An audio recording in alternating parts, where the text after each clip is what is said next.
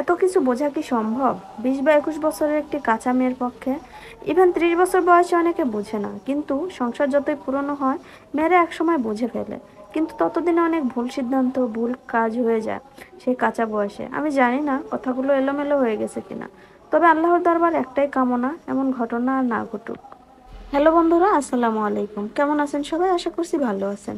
আমি আল্লাহর অশেষ রহমতে আপনাদের দোয়া এবং ভালোবাসা অনেক ভালো আছি।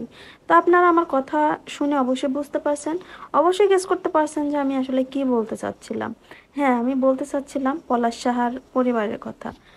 গর্ভধারিণী মা, সে যতই হোক মা, কিন্তু ছেলে যে দুনিয়া ছেড়ে চলে গেছে, কিন্তু তার চোখে মুখে কোনো শোকের ছায়া দেখি না।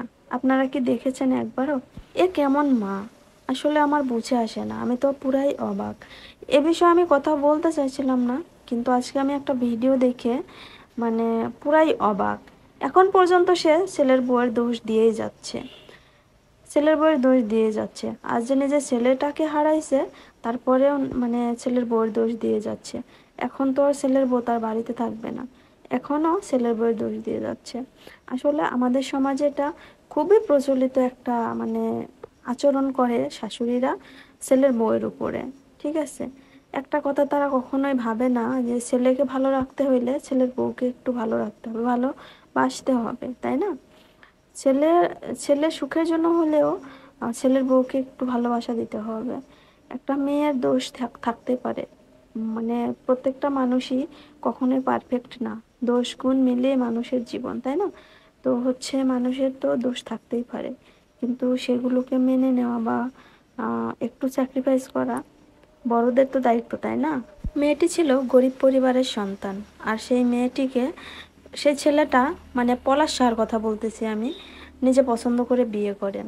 ঠিক আছে, তো এটাই তার ছিল মেইন সমস্যা, যে একটা সময়ে যে মেয়েটা ঠিকমতো ভাতও খেতে পারতো না, আজ সে সিনিয়র এসপির গদির উপরে ঘুমায়। কি ভয়ানকভাবে উচ্চারণ করা কথা, তাই না? হ্যাঁ, ছেলেটি নিজে মেয়েটিকে পছন্দ করেছে। বিয়ের আগে মেয়েটির পরিবারের কাছে বারবার গিয়ে অনুরোধ করেছে, বিয়ের পর বউকে ভালোবেসেছে, সম্মান দিয়েছে, সুখে রেখেছে।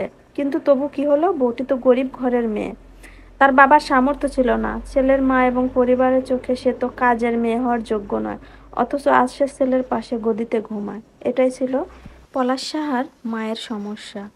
আসলে একটা মানুষ তো গরিব ঘরে তো আল্লাহই পাঠিয়ে দেয়, তাই না? সে তো নিজে ইচ্ছাকৃতভাবে গরিব ঘরে জন্ম নেয় নাই। কেন, গরিবরা কি মানুষ না? কি বলবো, মানসিকতার পরিবর্তন হওয়া দরকার। তো যাই হোক, অনেক কথাই বলে ফেললাম, ভুল ত্রুটি হইলে ক্ষমা দৃষ্টিতে দেখবেন। আমি এবং বুড়ি অনেক মজা করলাম। ধন্যবাদ সবাইকে, আল্লাহ হাফেজ।